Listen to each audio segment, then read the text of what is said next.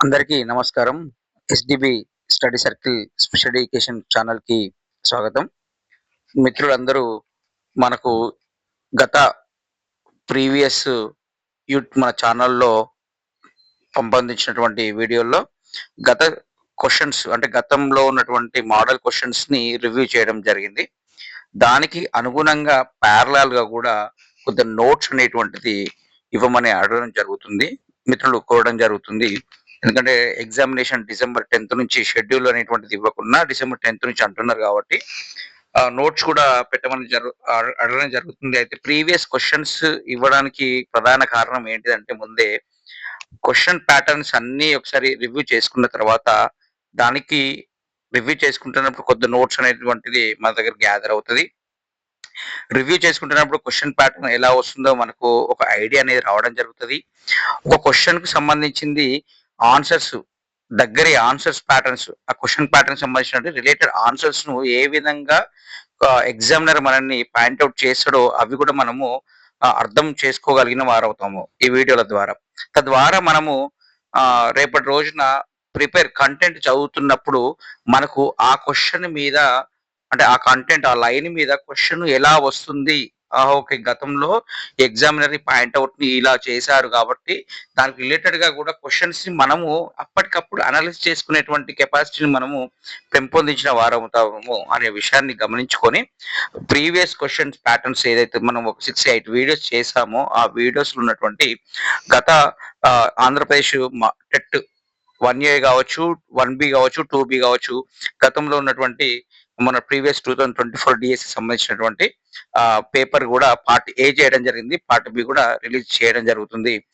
దాని ప్రకారం చూసుకున్నట్టయితే మన మిత్రులకు ఖచ్చితంగా క్వెషన్ ఎక్స్‌పెక్టెడ్ కాదు కన్ఫర్మ్డ్ క్వెషన్ మార్క్ రావాల్సినటువంటి కంటెంట్ సంబంధించినటువంటి సిడిపి నేషనల్ కరిక్యులం ఫ్రేమ్‌వర్క్ జాతీయ పాఠ్య ప్రణాళిక చట్టం గురించి చూసుకున్నట్లయితే మనకు ఇంపార్టెంట్ మనకు ఎన్‌సిఎఫ్ 2005 రీసెంట్ ఎన్‌సిఎఫ్ 2023 ఈ వివరాలను గనుక చూసుకున్నట్లయితే దీనిలో ఉన్నటువంటి కీ పాయింట్స్ టెట్‌కి సంబంధించింది కీ పాయింట్స్ చూసుకున్నట్లయితే మనకు మార్క్ గన్ షాట్ గా రావడం జరుగుతుంది. డిఎస్సి పాయింట్ ఆఫ్ లో ఇన్ డీటెయిల్ గా కూడా వెళ్ళడం జరుగుతుంది. ఇప్పుడు టెట్ కోసం కాబట్టి మనము కీ పాయింట్స్ చూసుకున్నా కూడా సరిపోతుంది అనే ఉద్దేశంతో ఈ వీడియో చేయడం జరిగింది. మనకు జాతీయ పాఠ్య ప్రణాళిక చట్టం 2005 రావడం జరిగింది. ఏంటిది దీన్ని ఎవరు డెవలప్మెంట్ చేశారు? MHRD ministry of human resource development. ఎవరు? మనకు మానవ వనరుల అభివృద్ధి మంత్రిత్వ శాఖ. ప్రస్తుతం మనం విద్యాశాఖని అంటున్నాం. MHRD converted as education department, ప్రస్తుతం విద్యాశాఖ అంటున్నాము. దీని యొక్క ప్రధాన నినాదం ఏంటిది? మనకు లర్నింగ్ వితౌట్ బర్డెన్. ఎన్‌సిఎఫ్ 2005 యొక్క ప్రధాన నినాదం ఏంటి? థీమ్ అంటాం కదా, ప్రధాన మెయిన్ థీమ్ వచ్చేసి భారం లేని అభ్యసనం, లర్నింగ్ వితౌట్ బర్డెన్ అనేటువంటి చూసుకోవాలి. దీని యొక్క ఆధారం దేని మీద డిపెండ్ అయ్యి ఈ యొక్క ఎన్‌సిఎఫ్ ని చేశారంటే నిర్మాణాత్మకవాదం, కన్స్ట్రక్టివిటిజం అనేటువంటిది చూసుకోవచ్చు.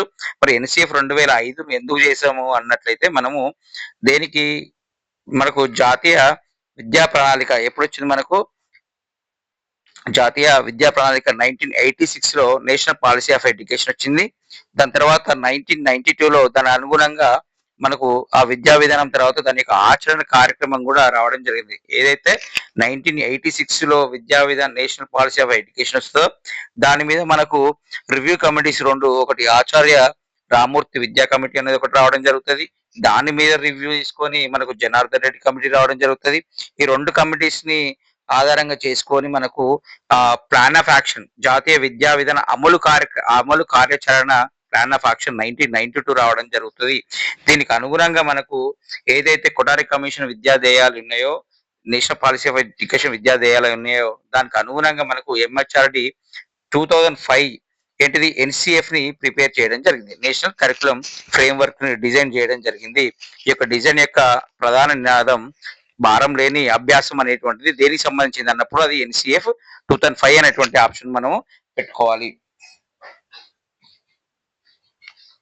చూసుకున్నట్టయితే ఈ ఎన్‌సిఎఫ్ 2005 అనేది ఏంటిది? మనకు భారం లేని అభ్యాసం అనే సిద్ధాంతం ఆధారంగా రూపొందించబడింది.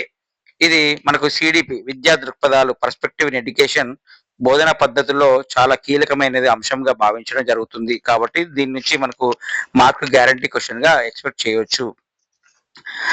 ఎన్‌సిఎఫ్ 2005 యొక్క ముఖ్య సిద్ధాంతాలు కార్డినల్ ప్రిన్సిపల్స్ ఇది 5 సూత్రాలపై ఆధారపడి ఉంటుంది. యాక్చువల్‌గా ఇది మనకి ఇంగ్లీష్ నోట్స్ నుంచి కొద్దిగా ట్రాన్స్‌లేట్ చేసినప్పుడు మనకు కొన్ని అంటే ఆహ్, రావడం జరిగింది. కానీ మన ఫోన్‌లో ఉన్నటువంటి తెలుగు సిస్టమ్‌కెళ్ళినప్పుడు కొద్దిగా టెక్నికల్ అంశాల వల్ల కొద్దిగా గ్రామటికల్ తెలుగులో కొన్ని అచ్చులు అనేటువంటి తప్పులు రావడం జరుగుతుంది. కాబట్టి వాటిని గమనించుకోగలరు.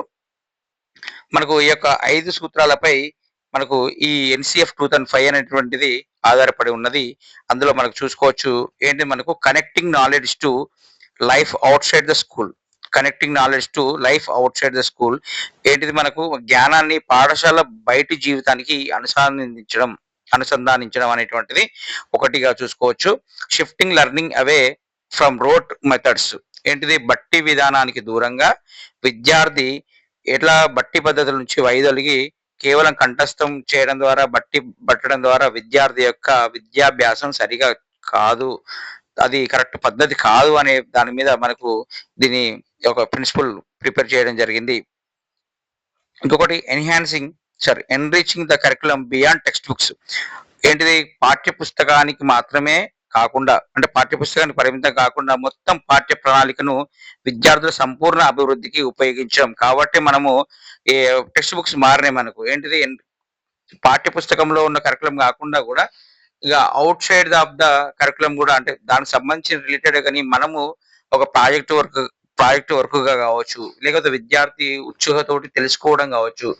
ఆ విషయం నుంచి ఇప్పుడు మనం టెక్స్ట్ బుక్స్ చూస్తున్నాం. ఆ టెక్స్ట్ బుక్స్ లో ఏముంటున్నాయి మనకు మొత్తం కాంటెంట్ ఉండట్లేదు కదా. కొంత కొంత కాంటెంట్ ఉండి ఆ కాంటెంట్ ప్రకారం విద్యార్థిని తెలుసుకోమనేటట్టుగా కాంటెంట్ డెవలప్మెంట్ చేయడం జరిగింది. అంటే దాని పట్ల విద్యార్థి ఆసక్తులు పెంపొందించుకొని ఫర్దర్ గా స్టడీ చేయడం ద్వారా ఆ విద్యార్థి ఆ కాంటెంట్ మీద సమగ్రమైనటువంటి నాలెడ్జ్ ని గెయిన్ చేస్తారు అనేటువంటి కాన్సెప్ట్ తోటి బిల్డ్ చేయడం జరిగింది. తర్వాత పరీక్షలను మరింత సరళంగా మరియు తరగతి గది జీవితంలోకి అనుసాదించడం. Making examinations more flexible. పరీక్షలను మరింత సరళంగా తరగతి గది జీవితంలోకి అనుసాదించడం అనేటువంటిది చూసుకోవచ్చు. అంటే ఏదైతే క్వశ్చన్ పేపర్ బ్లూ ప్రింట్ తయారు చేస్తున్నామో ఆ బ్లూ ప్రింట్ అనేటువంటిది అందరికీ హార్డ్ టు ఈజీ కాకుండా మీడియం కొన్ని హార్డ్ క్వశ్చన్స్, కొన్ని ఈజీ క్వశ్చన్స్ అంటే అందరి చిల్డ్రన్స్ కూడా యాక్సెప్టెన్సీ మోడల్లో చూసుకోవాలి. ఎందుకంటే మనకి ఈ యొక్క నేషనల్ పాలసీ ఆఫ్ ఎడ్యుకేషన్ ఏం చెప్పింది మనకు ప్రతి పిల్లవాడిని కూడా తరగతి గదిలో ఇన్వాల్వ్మెంట్ చేయమని జరగడం జరిగింది. అంటే ప్రతి పిల్లవాళ్ళు అన్నప్పుడు బాగా చదివే పిల్లలు ఉంటారు, స్లో లెర్నర్స్ ఉంటారు, సిడబ్ల్యూఎస్ పిల్లలు కూడా ఉంటారు. వాళ్ళందరినీ ఇంక్లూజివ్ చేయమని చెప్పింది. కాబట్టి అందరిని దృష్టిలో పెట్టుకొని ఇక్కడ పరీక్షలను కూడా మరింత సరళంగా సులభంగా తయారు చేయడం అనేటువంటిది. అంటే పరీక్షల మీద ఫోబియాను పోగొట్టడం. దాని మెయిన్ ఉద్దేశం ఏంటిది? పరీక్షలు అంటే విద్యార్థులకు ఉన్నటువంటి ఫోబియాని పోగొట్టి పిల్లలు ఫ్రెండ్లీ నేచర్ ద్వారా పరీక్షల్ని యాక్సెస్ చేసుకునే విధంగా అదొక ప్రిన్సిపల్ గా డిజైన్ చేయడం జరిగింది. ఇంకొకటి nurturing for overriding identify informing the democratic polity. దేశం యొక్క ప్రజాస్వామ్య విధానంలో ఆందోళనలు పరిగణలోకి తీసుకునేలా ఒక ఆధిపత్య గుర్తింపును పెంపొందించడం. అంటే ఏంటి మనకు దేశం యొక్క ప్రజాస్వామ్య విధానం అంటే మనకేంటిది జాతీయ సమైక్యతను పెంపొందించడం అంతే కదా.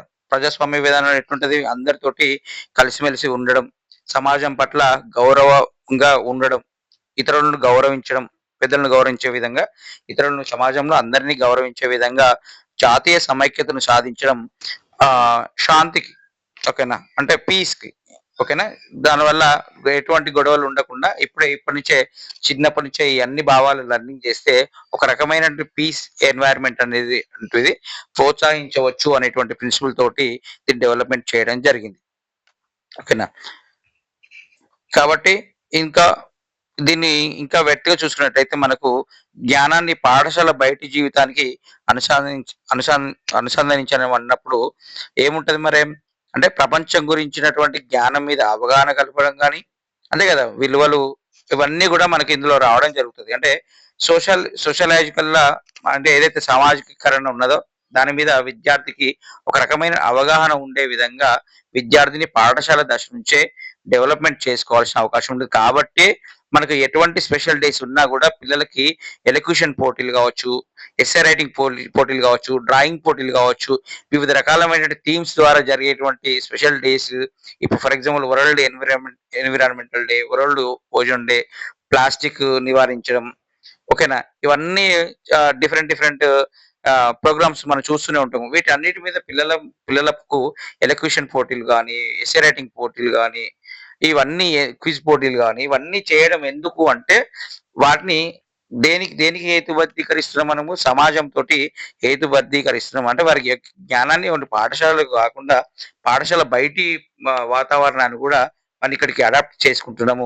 అంటే వీరి జీవితాన్ని బయటి పరిస్థితులకు అనుసంధానిస్తున్నాము, కనెక్షన్ చేస్తున్నాము అనేటువంటిది beyond the boundaries, only school boundaries కాదు, సొసైటీలోకి పిల్లల్ని ఇన్వాల్వ్‌మెంట్ చేస్తున్నాము అనేటువంటి విషయాన్ని ఇక్కడ చూసుకోవచ్చు. పిల్లలకు బట్టి పట్టడం ద్వారా విద్యార్థుల యొక్క డెవలప్‌మెంట్ అనేటువంటిది ఒక క్లాస్ నుంచి ఒక క్లాస్‌కెళ్ళిన కొలది ఆ బట్టి పట్టింది తాత్కాలిక మెమరీ కిందకి రావడం జరుగుతుంది. అది విస్తృత మెమరీ కిందకి రాదు. కాబట్టి దానివల్ల ఏమైతది, పిల్లలకి ఓవరాల్ డెవలప్‌మెంట్ అనేటువంటిది, అకాడమిక్ పెర్ఫార్మన్స్ అనేటువంటిది సరైన రీతిలో జరగదు. కాబట్టి పిల్లలు ఆటపాటల ద్వారా, మళ్ళా పిల్లలు యాక్టివిటీ మోడ్ ద్వారా, అంటే ఏంటి, ప్రాజెక్ట్ మెథడ్స్ ద్వారా చేయడం ద్వారా, లెర్నింగ్ బై డూయింగ్ అంటాం కదా, చేయడం ద్వారా ఈ దాన్ని అభ్యాసాన్ని కొనసాగించడం ద్వారా తను ఎక్కువ కాలం దాన్ని గుర్తుంచుకునే అవకాశం ఉంటుంది. మరి దాని మీద పూర్తి స్థాయి అవగాహన ఉండే విధంగా వచ్చే అవకాశం కూడా విద్యార్థికి ఉంటుందనే విషయాన్ని ఇక్కడ గమనించుకోవచ్చు. ఓకేనా? పాఠ్య పుస్తకానికి పరిమితం కాకుండా మొత్తం పాఠ్య ప్రణాళికను విద్యార్థుల సంపూర్ణ అభివృద్ధికి ఉపయోగించుకోవాలి. ఏదైతే విద్యార్థికి ఆ పాఠ్య ప్రణాళిక భాగంగా లెసన్స్ డెవలప్మెంట్ చేస్తున్నారో అది ఓన్లీ విద్యార్థి కోసమే కాదు, అంటే విద్యార్థి పాఠ్య పుస్తకాన్ని చదువుకోవడమే కాదు, అది విద్యార్థి మీద ఒక రకమైనటువంటి ప్రభావితవంతమైనటువంటి అంశాలుగా అవి ఉండాలి అనేటువంటిది ఇక్కడ ఎన్‌సీఎఫ్ 2005లో మనము చూడడం జరుగుతుంది.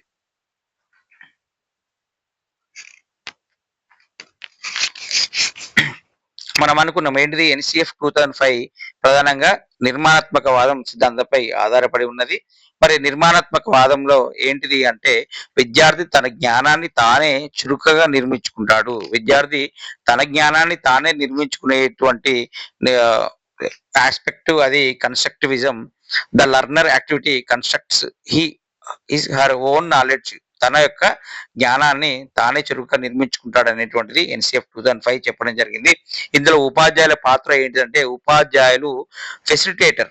ఓకేనా? ఫెసిలిటేటర్‌గా మరియు మార్గనిర్దేశకుడుగా, ఒక కౌన్సిలర్‌గా, ఒక ఫెసిలిటేటర్‌గా ఉండాలి అనేటువంటిది చెప్పడం జరుగుతుంది. కాబట్టి ఉపాధ్యాయుని యొక్క పాత్ర అడిగినప్పుడు అక్కడ ఆప్షన్ దీనిలో ఉంటది, కౌన్సిలర్ ఆర్ ఫెసిలిటేటర్ అనేటువంటిది ఏదో ఒకటి ఉండడం జరుగుతుంది. 2 ఉండకపోవచ్చు, ఏదన్నా ఒకటి ఆప్షన్ ఇవ్వడం జరుగుతుంది.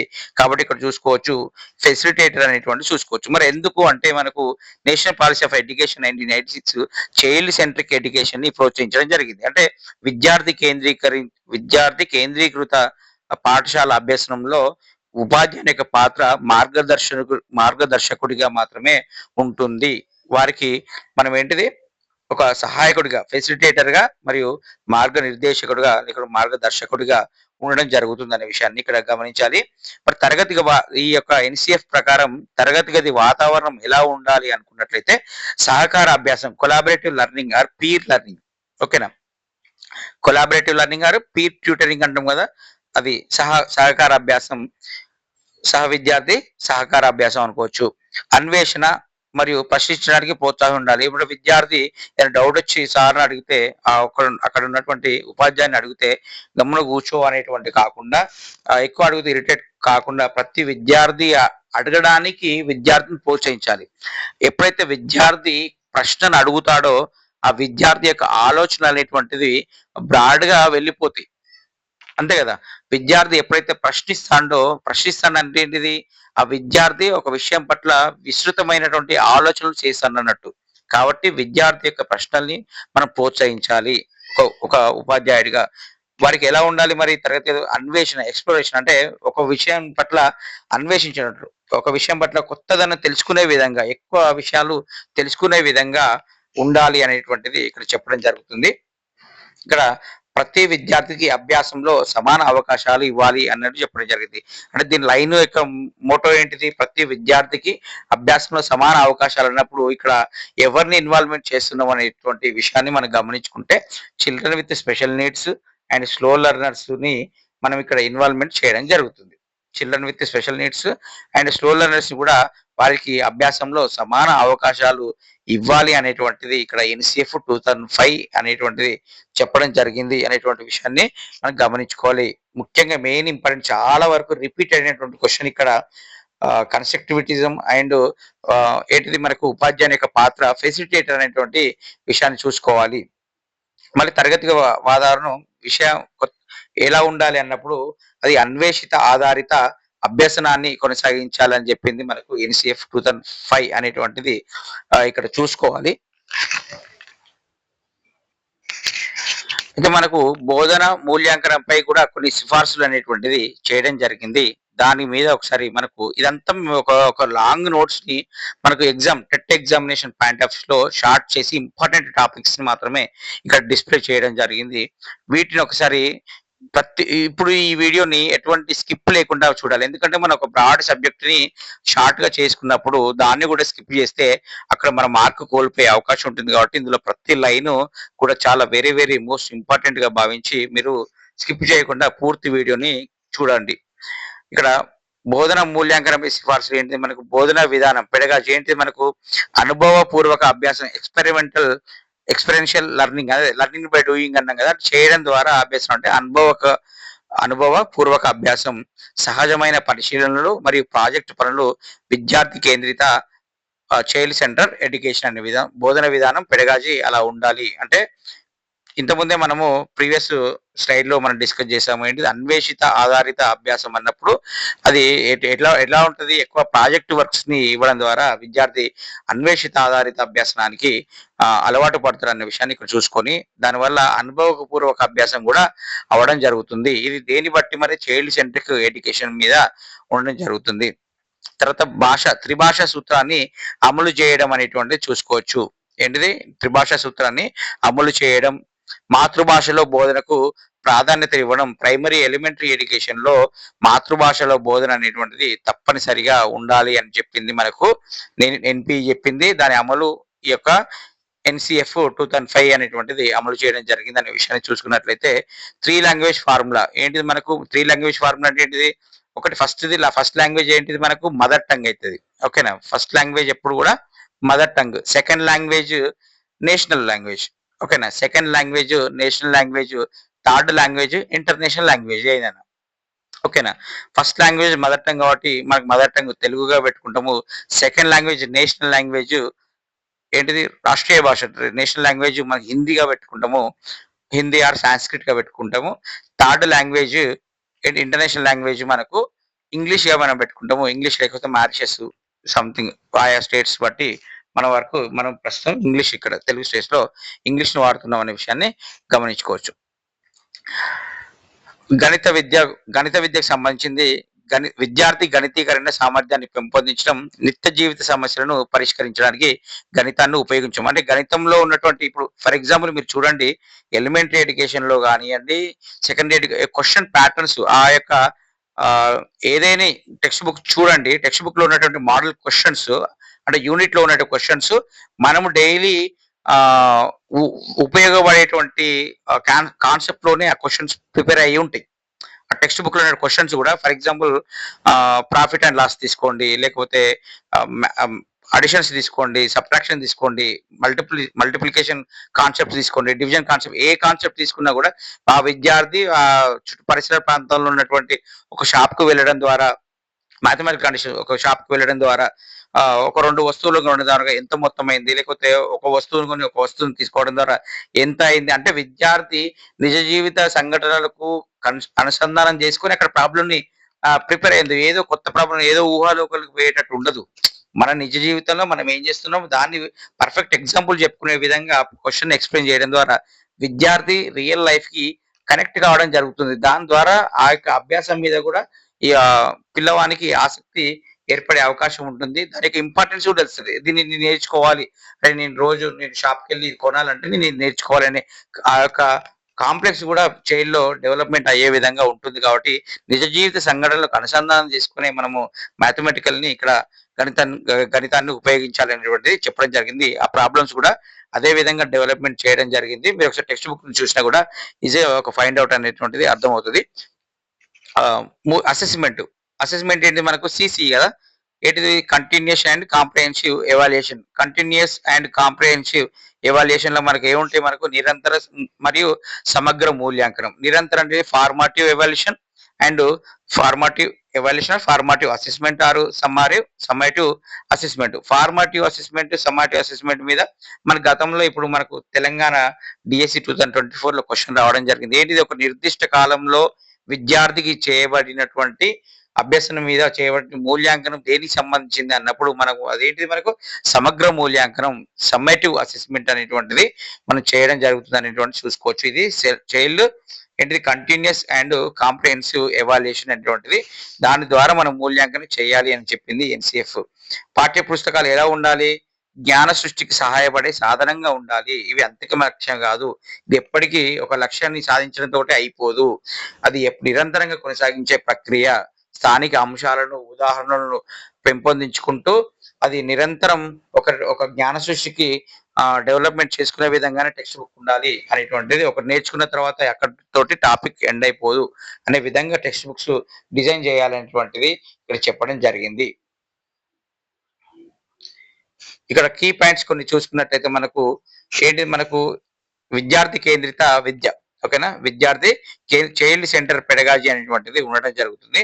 బోధనా పద్ధతులు ఎలా ఉండాలి? ప్రతి విద్యార్థికి మనం ఇదివరకే చెప్పుకున్నాము. కొన్ని కీ పాయింట్స్ మళ్ళా రిపీట్ చేయడం జరిగింది. వన్ వే లైన్ తోటి గుర్తుపెట్టుకుంటే మనకి ఎగ్జామినేషన్ లో దీన్ని చూడంగానే మనకు అక్కడ క్వశ్చన్ ని అర్థం చేసుకోవచ్చు.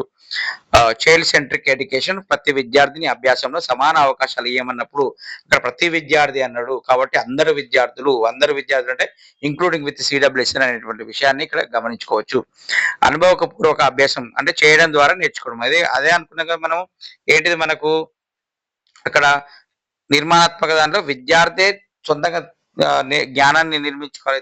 లేకపోతే విద్యార్థి తన అభ్యాస కార్యక్రమాన్ని సొంతంగా నిర్మించుకునే కార్యకలాపాలు చేసుకోవాలన్నప్పుడు మరి ఎలా ప్రాజెక్ట్ మెథడ్ ద్వారా కాబట్టి విద్యార్థి లెర్నింగ్ బై డూయింగ్ అంటే చేయడం ద్వారా నేర్చుకోవడం. దాన్ని చెప్పింది ఏంటిది మనకు ఎన్సిఎఫ్ 2005 అనేటువంటిది. ఇది ఇంపార్టెంట్. చేయడం ద్వారా నేర్చుకోవడం అనేటువంటిది ఈ లైన్ ఇంపార్టెంట్ చూసుకోవాలి. ఉపాధ్యాయుడి పాత్ర ఏంటిది మనకు మార్గదర్శి, సహాయకుడు అనేటువంటిది కూడా మనం చెప్పుకోవడం జరిగింది.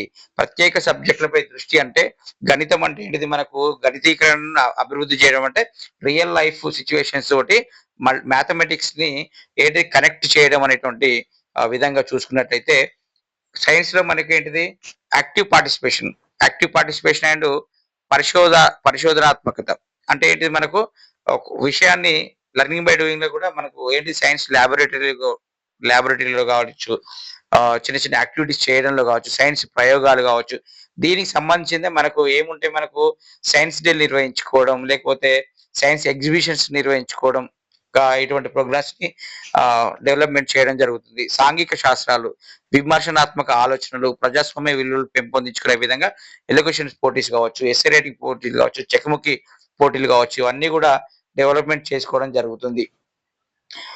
మూల్యాంకనం సంస్కరణల మీద మనకి సిసి ఎవాల్యుయేషన్ అనేటువంటిది సిసిఏ. దీని లక్ష్యం ఏంటి మరి? పరీక్షల యొక్క ఒత్తిడి, భారరహిత అభ్యాసనం.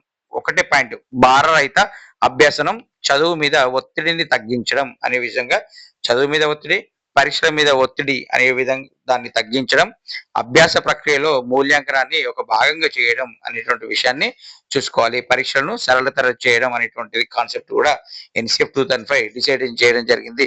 ఇక్కడ చూసుకున్నట్టయితే కొద్దిగా మనం ఎక్స్ట్రా టాపిక్ చూసుకున్నట్టయితే కొన్ని ఇంపార్టెంట్ కూడా కొన్ని మిస్ చేయడం జరిగింది. అందులో ఏంటి మనకు ఎన్సిఎఫ్ 2005 కూడా మనకు కొన్ని ఎటువంటి విద్యా రకాలు మనకు formal education, informal education, non formal education అనేటువంటి చూసుకున్నట్లయితే మనకు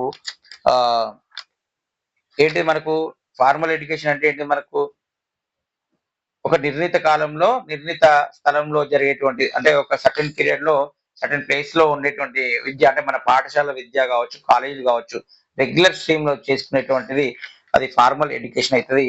ఇన్ఫార్మల్ అంటే అంటే పూర్తిగా కాకుండా మధ్యలో డ్రాప్ అవుట్స్ కోసం కావచ్చు, లేకపోతే మనము దాన్ని ఏమంటాము డిస్టెన్స్ మోడ్‌లో కావచ్చు. అంటే పూర్తి స్థాయిలో కాకుండా అప్పుడు కొద్ది కొద్ది సమయం విద్యను అభ్యసించడం ద్వారా చూసుకోవచ్చు. ముఖ్యంగా దీనికి బెస్ట్ ఎగ్జాంపుల్ చెప్పాలంటే డిస్టెన్స్ లెర్నింగ్ అనుకోవచ్చు. నాన్ ఫార్మల్ అంటే మరి అంటే యాదృచ్చికంగా జరిగేటువంటి ఫార్మల్ ఎడ్యుకేషన్ అవ్వచ్చు. అంటే ఈ యొక్క ఫార్మల్ వీటి గురించి కూడా మనకు ఆహ్, చేయమని చెప్పింది. డెవలప్‌మెంట్ చేయమని చెప్పడం జరిగింది. ఎన్‌సిఎఫ్ 2005లో అనే విషయం కూడా చూసుకోవచ్చు. అంతే కాకపోతే ఈ నాన్ ఫార్మల్, ఇన్‌ఫార్మల్, ఫార్మల్ గురించి కూడా మనం సెపరేట్ ఒకటి రావడం జరుగుతుంది. అందులో మనం చూసుకోవచ్చు. ఇ ఇంకా మనకు ఈ చైల్డ్ సెంట్రిక్ దాంట్లో మనకు ఓకేనా. చైల్డ్ సెంట్రిక్ ఆహ్, ఈ ఈ ఎన్‌సిఎఫ్ చెప్పింది కాబట్టి, దాని గురించి కూడా మనకు ఈ ఏంటిది మనకి ఎన్‌పిఈ తర్వాత వచ్చినటువంటి 2020 ఎన్‌పిఈ 2020లో దీనికి సంబంధించినటువంటి అడిషనల్ నోట్స్ కూడా అక్కడ కొద్దిగా ప్రొవైడ్ చేయడం జరుగుతుంది. అయితే ఇక్కడ ఒక స్లైడ్ అనేటువంటిది మిస్ కావడం జరిగింది. అందులో ఏంటి విద్యా ప్రక్రియలు మనకు ఎన్‌సిఎఫ్ 2005 ఒక ఓవరాల్‌గా చెప్పుకున్నట్లయితే ఎన్‌సిఎఫ్ 2005 అనేటువంటిది విద్యా ప్రక్రియలు ఒక 3 ఆహ్, బోధన ప్రక్రియలుగా భావించడం జరిగింది. ఓకేనా. 3 బోధన ప్రక్రియలు చూసుకున్నప్పుడైతే ఎవరెవరిని చూసుకుంటది? బోధనా ప్రక్రియలలో ముగ్గురిని ఇంపాక్ట్ చేయడం జరిగింది. ఎవరెవరు ఉంటారు మనకు బోధనా ప్రక్రియలో? ఉపాధ్యాయుడు ఉంటాడు, విద్యార్థి ఉంటాడు, తర్వాత ఏముంటది? టాపిక్ ఉంటది. అంతే కదా! ఉపాధ్యాయుడు, విద్యార్థి, ఇంకొకటి టాపిక్. దాన్ని బట్టి చూస్తున్నట్లయితే ఏంటిది మనకు ఏకధ్రువ ప్రక్రియ, అది ద్విధ్రువ ప్రక్రియ, త్రిధ్రువ ప్రక్రియ. దీని గురించి కూడా ఎన్‌సిఎఫ్ డిస్కస్ చేయడం జరిగింది. ఓకేనా. ఏంటిది మరి ఏకధ్రువ ప్రక్రియ అంటే గతంలో ఇది కాలం చెల్లినది. గతంలో ఉపాధ్యాయుడి కేంద్రీకృతంగానే విద్యను అభ్యసించడం జరిగింది. అందులో ఎవరి పాత్ర ఉండదు అనే విషయంగా చూసుకోవచ్చు. దాని తర్వాత ద్విధ్రువ ఓకేనా. బైపోలార్ ద్విధ్రువ ప్రక్రియలో ఎవరెవరు ఉంటారు? ఉపాధ్యాయుడు ఉంటారు, విద్యార్థి ఉంటాడు. ఏంటిది మరి ఒకరు విద్యార్థి బోధిస్తే ఏమైతది విద్యార్థి నేర్చుకుంటారు. అంటే ఉపాధ్యాయునికి, విద్యార్థికి మధ్య కనెక్షన్ అనేటువంటిది స్ట్రాంగ్‌గా ఉంటదనేటువంటిది ఈ యొక్క సెకండ్ ద్విధ్రువ ప్రక్రియలో ఉంటది. దీన్ని మనకు ఏంటి మనకు ఎవరు ఆడమ్స్ అనేటువంటి వారు డెవలప్‌మెంట్ చేయడం జరిగింది. ఆడమ్స్. ఆహ్, తర్వాత త్రిధ్రువ ప్రక్రియ ఏంటిది మనకు ఎవరెవరుంటారు? ఉపాధ్యాయుడు, విద్యార్థి, పాఠ్య విషయం గూడా అంటే ఎక్కడైతే టాపిక్ అనుకున్నామో ఆ టాపిక్ ఇంపాక్ట్ అనేటువంటిది గూడా ఖచ్చితంగా ఎక్కువ ఉంటది. ఎందుకంటే బోధనాభ్యాస ప్రక్రియలో ఉపాధ్యాయుని యొక్క పాత్ర ఎంతుంటదో దానికి అంతకంటే ఎక్కువ ప్రాధాన్యతే దేని మీద ఉంటది మనకు?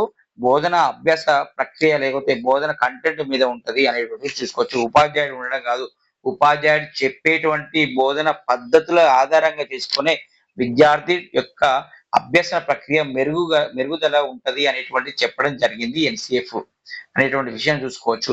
మరి ఆ ఎన్‌సిఎఫ్ డిస్కస్ చేసింది. అది ఎవరు చెప్పిర్రు మరి ఇది ఎన్‌సిఎఫ్ చెప్పినయి. అంతకన్నా ముందే చెప్పిర్రు ఇవి. అంటే ఎన్‌సిఎఫ్ ఒకసారి డిస్కస్ చేయడం జరిగింది. అంటే విద్యార్థి కేంద్రీకృతంగా ఉన్నప్పుడు ఉపాధ్యాయుడు మార్గదర్శకంగా ఉండాలి. ఆ మార్గదర్శకంగా ఉన్నటువంటి ఉపాధ్యాయుడు ఇచ్చేటువంటి కంటెంట్‌ని అక్కడ ఉన్నటువంటి కంటెంట్‌ని సమాజానికి అప్లికేబుల్ చేసే విధంగా, విద్యార్థి నిజ జీవితంలో అప్లై చేసే విధంగా, విద్యార్థికి ఓవరాల్ డెవలప్‌మెంట్ అయ్యే విధంగా ఆ కంటెంట్ రిలయబిలిటీ ఉండాలి అని చెప్పేసి చెప్పడం జరిగింది. అది ఎవరు చెప్పిర్రు? త్రిధ్రువ ప్రక్రియకి సంబంధించిన యాక్టివిటీ. అది మనకు జాన్ డూయి చెప్పడం జరిగింది. అది అందరికి తెలిసిన విషయమే. కాబట్టి ఈ యొక్క టాపిక్స్‌ని కూడా ఎన్‌సిఎఫ్ చదువుకుంటున్నప్పుడు ఈ టాపిక్స్‌ని కూడా మనము ఒకసారి ఆహ్, చెప్పుకోవాలి. ఎందుకంటే ఎన్‌సిఎఫ్ యొక్క మరి ఎందుకు ఉపాధ్యాయుడు, విద్యార్థి కాదు. ఇక్కడ కంటెంట్ సమాజానికి అప్లికేబుల్ చేసుకోమని చెప్తున్నామంటే, అక్కడ జాన్ డూయి అనేటువంటి మనకు విద్యావేత్త ఏంటిది ఈ త్రిధ్రువ ప్రక్రియ చేసిండు. విద్యార్థి, ఉపాధ్యాయుడు ఉంటే సరిపోదు. అసలు ఇంపార్టెన్స్ వీళ్ళు కాదు. ఇక ఏంటిది అభ్యసన ప్రక్రియలు డెవలప్‌మెంట్ చేస్తాయి. అభ్యసన ప్రక్రియలు నిర్ధారిస్తాయి ఒక విద్యార్థి యొక్క అభివృద్ధిని అనేటువంటిది జాన్ డూయి చెప్పడం జరిగింది.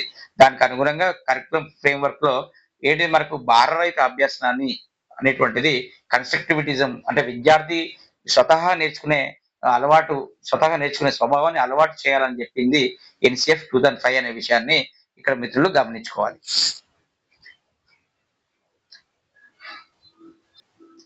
అది చూసుకున్నట్లయితే మనకు ఎన్‌సిఎఫ్ 2023 వచ్చింది. ఎన్‌సిఎఫ్ 2023 ఎందుకొచ్చిందంటే, మనకు second review national policy of education 2020ని తీసుకురావడం జరిగింది. నేషనల్ పాలసీ ఆఫ్ ఎడ్యుకేషన్ 2020 తర్వాత చెప్పుకోవచ్చు, కానీ ఆ, ఒక కీ పాయింట్స్ రూపంలో ఇది ఇవ్వడం జరిగింది కాబట్టి దీన్ని ఈజీగా చూసుకోవచ్చు. నేషనల్ పాలసీ ఆఫ్ ఎడ్యుకేషన్ 2020 మీద సపరేట్ వీడియో అనేటువంటిది ఇప్పుడు రిలీజ్ చేయడం జరుగుతుంది. ఈ నేషనల్ కరికులం ఫ్రేమ్వర్క్ అనేటువంటిది ఏంటిది? జాతీయ విద్యా విధానం 2020 ఎన్ఈపి నేషనల్ ఎడ్యుకేషన్ పాలసీ యొక్క సూత్రాలను, అదే ఇక్కడ కొన్ని ప్రింట్ గ్రామటికల్ మిస్టేక్స్ ఉన్నాయి, కొద్దిగా చూడండి. సూత్రాలను ఆచరణలో పెట్టడానికి రూపొందించబడింది కదా. దీని యొక్క కీ ఆబ్జెక్టివ్ చూసుకున్నట్లయితే మనకు 5 కీ ఆబ్జెక్టివ్స్ ని రూపొందించడం జరిగింది. ఏంటిది? మనకు సమగ్ర మరియు సంపూర్ణ అభివృద్ధి, సామర్థ్యాధారిత విద్య, విమర్శనాత్మక ఆలోచన, సృజనాత్మకత, తర్వాత స్థానికత మరియు బహుళ భాష విధానం లాంటి కీ ఆబ్జెక్టివ్స్ ని ఇక్కడ రూపొందించడం జరిగింది అనే విషయం కూడా చూసుకున్నట్లయితే, సమగ్ర మరియు సంపూర్ణ అభివృద్ధి విద్యార్థుల యొక్క అన్ని రంగాల అంటే ఓవరాల్ డెవలప్మెంట్, శారీరక, మానసిక, నైతిక, సాంస్కృతిక సాంస్కృతిక అభివృద్ధిపై దృష్టి సారించేలా చూడాలి అని ఈ యొక్క లక్ష్యాన్ని పెట్టుకోవడం జరిగింది. సామర్థ్యాధారిత విద్య అంటే కాంపిటెన్సీ బేస్డ్ ఎవాల్యుయేషన్, కేవలం కంఠస్థం చేయడం కాకుండా విద్యార్థులు వాస్తవ జీవితంలో సమస్యలను పరిష్కరించడానికి అవసరమైన సామర్థ్యాలు, కాంపిటెన్సీస్ మరియు విజ్ఞానంను పొందాలి అన్నప్పుడు, మన కాంపిటెన్సీస్ అన్నప్పుడు మనకి ఇప్పుడు ఒకటి వస్తుంది, బేసిక్ కాంపిటెన్సీస్ ని మనం పరిశీలించడం జరుగుతుంది. అంతేనా? బేసిక్ కాంపిటెన్సీస్ ని మనం పరిశీలించడం జరుగుతుంది. విద్యార్థి యొక్క బేసిక్ కాంపిటెన్స్ అంటే ఏంటిది? చదవడం, LSRW కదా బేసిక్ కాంపిటెన్స్. లిజనింగ్ వదిలిపెట్టి మనకి ఏంటిది? మనకు రాయడం. ఏంటి మనకు? విద్యార్థి చదవడం, రాయడం, ఇంకా అర్థమెటిక్, ఓకేనా, ఫండమెంటల్ ఆపరేషన్స్, ఈ అర్థమెటిక్ కాన్సెప్ట్స్ ఇవన్నీ కూడా ఇప్పుడు మనం వాటిని LSRW గా, FLN ప్రోగ్రామ్స్ గా, LIP ప్రోగ్రామ్స్ గా స్కూల్ ఎడ్యుకేషన్ డిపార్ట్మెంట్ లో fundamental literacy, numeracy and learning improvement programme అనేటువంటి ప్రోగ్రామ్ ద్వారా వీటిని డెవలప్మెంట్ చేస్తున్నాం. బేసిక్ కాంపిటెన్సీస్ అనేటువంటిది డెవలప్మెంట్ చేస్తున్నాం. విద్యార్థి యొక్క సామర్థ్యాలని పెంపొందించడం జరుగుతుంది. కాబట్టి సామర్థ్య ఆధారిత విద్యను విద్యార్థి యొక్క సామర్థ్యానికి అనుగుణంగా, అంటే సామర్థ్యాన్ని మళ్ళీ కరెంట్ లెవెల్ ఆఫ్ ఫంక్షనింగ్ కదా, విద్యార్థి యొక్క కరెంట్ లెవెల్ ఆఫ్ ఫంక్షన్ ని బేస్ చేసుకొని వారికి కరికులం ని డిజైన్ చేసుకోవాలి. వెనుకబడిన విద్యార్థికి చెప్పేటువంటి బోధన అందరికీ ఒకే రకమైన బోధన పద్ధతిని కొనసాగిస్తే అర్థం కాకపోవచ్చు. కాబట్టి యూడిఎల్ ని కూడా తీసుకురావడం జరుగుతుంది అక్కడ. అంటే ఒకదానికి కనెక్టివిటీ ఉంటుంది ఖచ్చితంగా క్లాస్ రూమ్ లో. కాబట్టి సామర్థ్యాధారిత విద్య అంటే కాంపిటెన్సీ బేస్డ్ ఎడ్యుకేషన్ అనేటువంటిది ఇక్కడ విద్యార్థి ఏంటిది? వాస్తవ జీవితంలో సమస్యలు పరిష్కరించడానికి అవసరమైనటువంటి సామర్థ్యాలని పెంపొందించడం, విమర్శనాత్మక ఆలోచన, సృజనాత్మకత. ఏంటిది? పిల్లలు క్రిటికల్ థింకింగ్ అనేటువంటి, పిల్లల యొక్క ఆలోచనలకు ఎక్కువ ప్రియారిటీస్ అనేటువంటిది ఇవ్వాలి. క్లాస్ రూమ్ లో కూర్చున్నప్పుడు 45 నిమిషాలు ఒక ఉపాధ్యాయుడు పాఠం చెప్తుందనే విద్యార్థి వినుకుంటూ పోతే కాదు. ఉపాధ్యాయుడు పిల్లల్ని ఆ యొక్క క్లాస్ రూమ్ యాక్టివిటీస్ లో ఎక్కువ సమయం ఇన్వాల్వ్మెంట్ అనేటువంటి చేయడం జరగాలి. ఎక్కువ ఇన్వాల్వ్మెంట్ చేయడం ద్వారా విద్యార్థి ఎక్కువ ఆలోచించే నైపుణ్యాన్ని పెంపొందిస్తాడు. ఆ విద్యార్థి ఆలోచించే తత్వాన్ని పెంపొందిస్తున్నాడంటే తనకి ఏం స్కిల్స్ పెరుగుతాయి మనకు? ఏవే కదా, క్రిటికల్ థింకింగ్ అనాలిసిస్, ఇంకా పరిష్కార నైపుణ్యాలు, క్రియేటివిటీ, ఇవన్నీ కూడా దానివల్ల పెంపొందించుకోవచ్చు అనేటువంటి చూసుకోవచ్చు.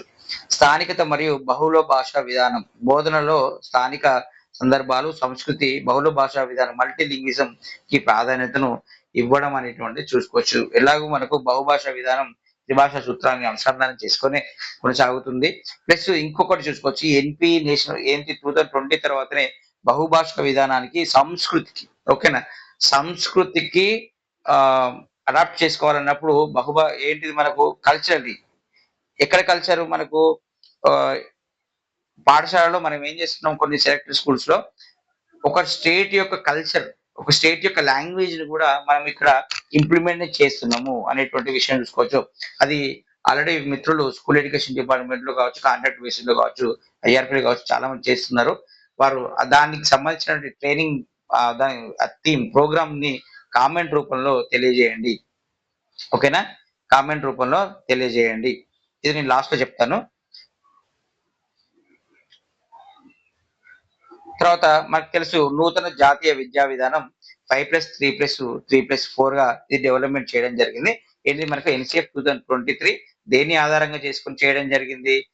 దేన్ని ఇంప్లిమెంట్ చేస్తున్నాము ఎన్‌సీఎఫ్ 2023 ద్వారా అంటే నేషనల్ ఎన్‌పీఈ 2020ని ఇక్కడ ఇంప్లిమెంట్ చేస్తున్నాం కాబట్టి మరి ఎన్‌పీఈలో మనకు 4 దశలుగా విభజించడం జరిగింది. అంతే కదా! నూతన విద్యా విధానాన్ని 5+3+3+4గా డివైడ్ చేయడం జరిగింది. 4 దశలను డివైడ్ చేయడం జరిగింది. మనం గత ప్రీవియస్ ప్రివ్యూలో కూడా మనము ఏది తెలంగాణ డీఎస్సీ 2024లో కూడా ఈ క్వెషన్ రావడం జరిగింది. ఆ క్వెషన్ ఏంటో కూడా ఇక్కడ చూద్దాం. ఇక్కడ ఏంటిది ఫస్ట్ 5 ఏంటిది మనకు ఫౌండేషనల్. ఓకేనా? ఫస్ట్ ఫౌండేషనల్ 5 సంవత్సరాల బాలవాటికను బాలవాటిక అనడం జరుగుతుంది. ఫౌండేషనల్ అనేది ఫస్ట్ 5ని ఫౌండేషన్ అంటాము. అందులో ఏమేమి ఉంటాయి మనకు నర్సరీ, బాలవాటిక అంటే nursery, LKG, UKG, first class, second class అనేది ఫస్ట్ 5 ఇయర్స్. ఇందులో ఎటువంటి యాక్టివిటీస్ చేయించాలి అంటే మనకు ప్లే బేస్డ్ యాక్టివిటీస్ అనేటువంటి ఆట ఆధారిత అభ్యసనాన్ని పెంపొందించేటువంటి స్టేజ్ అన్నట్టు. ఆట ఆధారిత అభ్యసనాన్ని పెంపొందించేటువంటి ఈ కింది వాటిలో ఏది సరైనది అన్నప్పుడు మన ఫౌండేషనల్ ప్రిపరేటరీ అని పెట్టడం ప్రిపరేటరీ కాదు ఫౌండేషనల్ అనేటువంటి దానికి ఆప్షన్ పెట్టుకోవాలి. చురుకైన మరియు అనుభవపూర్వక అభ్యాసం ఎక్స్పీరియన్షియల్ లెర్నింగ్ అక్షరాస్యత సంజ్ఞా జ్ఞానంపై దృష్టి అంటే బేసిక్ అంటే పాఠశాల అంటే మినిమం ఏంటి మనకు సంజ్ఞా జ్ఞానం అక్షరాస్యత అన్నప్పుడు ఏమొస్తుంది మనకు ఏబిసిడీలు రైమ్స్ కావచ్చు ఇంకేంటిది మనకు సంఖ్య జ్ఞానం అంటే నెంబర్ సిస్టమ్స్ కావచ్చు చిన్న 1 2 3 అట్లా ఫౌండేషనల్ ఇక్కడ మనకు ప్రస్తుతానికి మనకి ఈసీసీలో ఇవి నేర్చుకోవడం జరుగుతుంది అంతే కదా. ఈసీసీ అంటే ఏంటి మనకు ఎర్లీ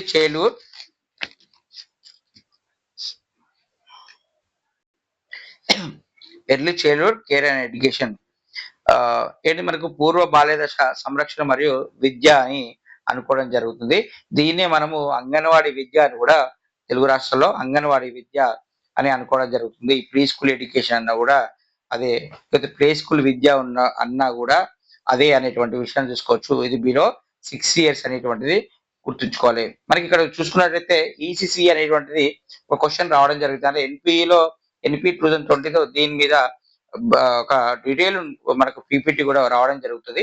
ఇక్కడ అనుకుంటున్నాం కాబట్టి ఒకసారి రిపీట్ చేసుకోవచ్చు. మనం ఇది వరకు క్వశ్చన్ రావడం జరిగింది. ఏ ఏజ్ నుంచి ఏ ఏజ్ ప్యాటర్న్ అన్నట్టు జరిగింది.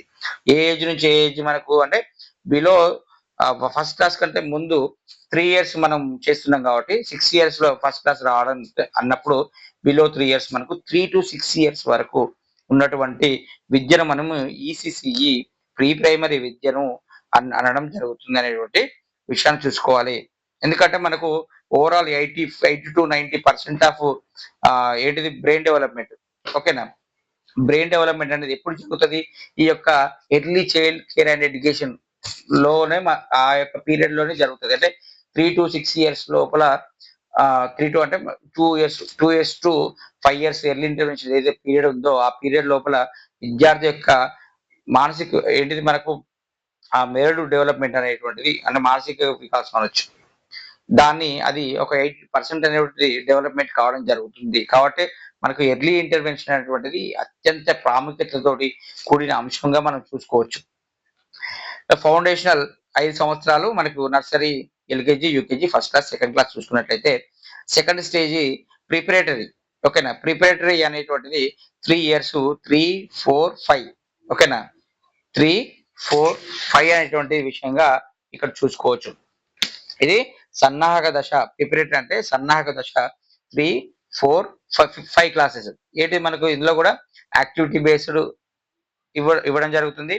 యాక్టివిటీ బేస్డ్ తర్వాత డిస్కవరీ మెథడ్ తర్వాత ఇంటరాక్షన్ మెథడ్ విజ్ఞాన శాస్త్రం గణితం కళలు పరిచయాలు విజ్ఞాన శాస్త్రం గణిత కళలు పరిచయం అనేటువంటిది ఇక్కడ కావడం జరుగుతుంది అనే విషయంగా చూసుకోవచ్చు.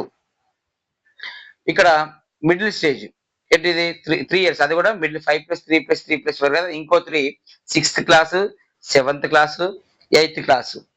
ఏంటిది ఇందులో విషయం ఇంటర్ డిసిప్లినరీ మల్టీ డిసిప్లినరీ అభ్యాసనాన్ని ఇక్కడ కొనసాగించడం జరుగుతుంది.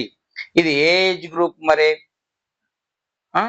ఇది ఏ ఏజ్ గ్రూపు అనేటువంటిది ఇక్కడ చూసుకోవాలి.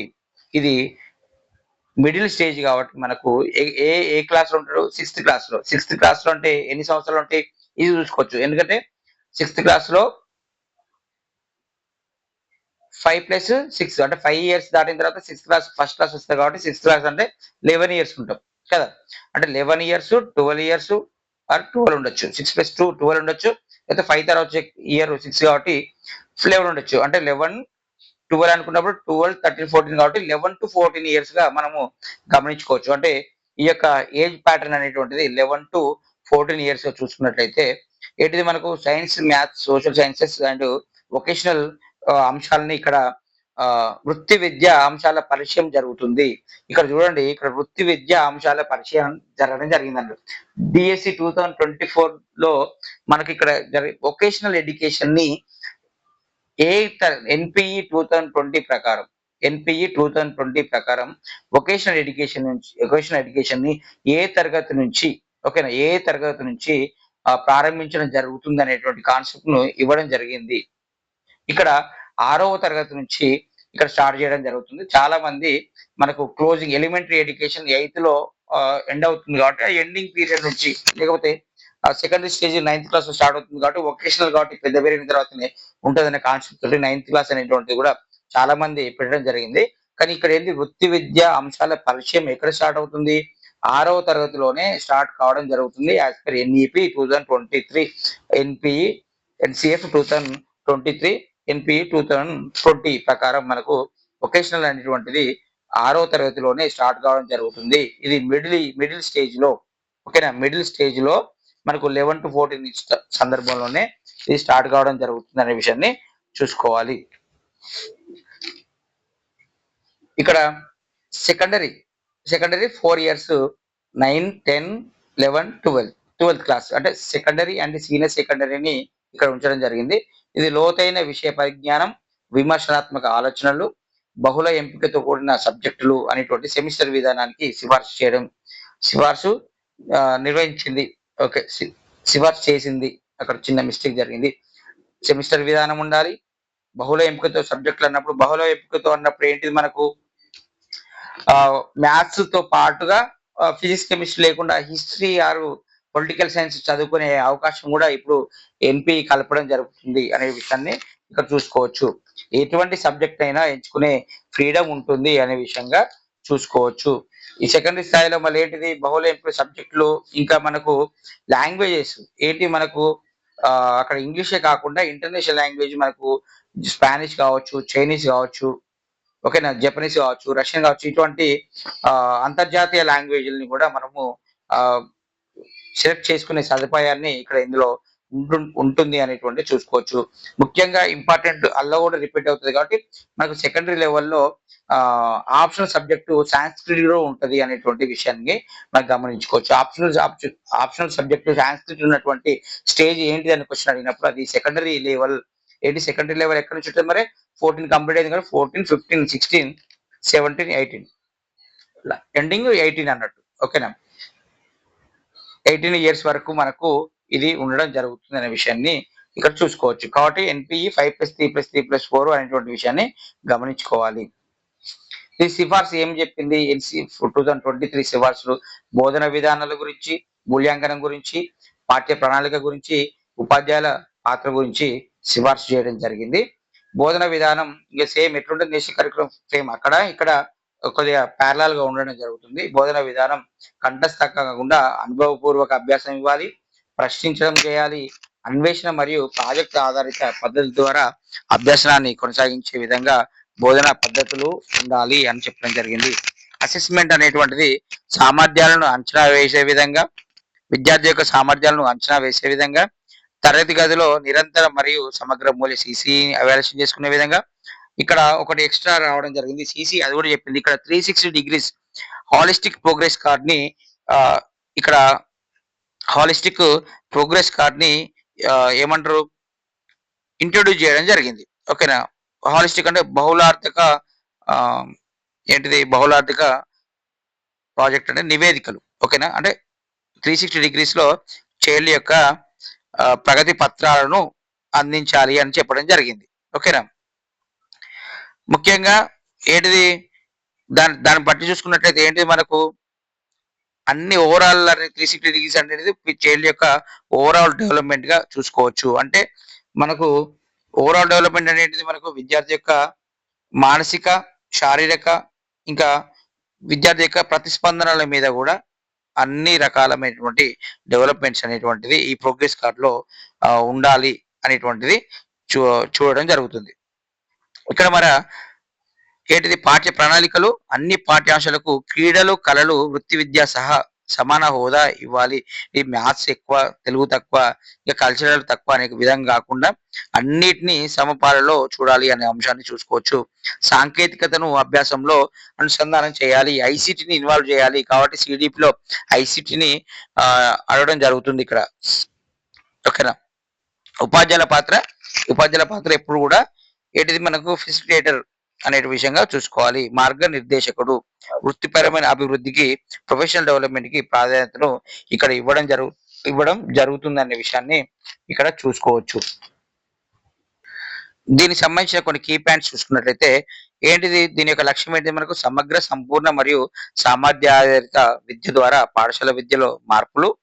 తర్వాత ఏంటి పాత నుంచి కొత్తకు ఏమొచ్చింది మనకు 10+2+3 వచ్చింది కదా విధానం. 10+2+3 నుంచి మనకు 5,334కి రావడం జరిగింది.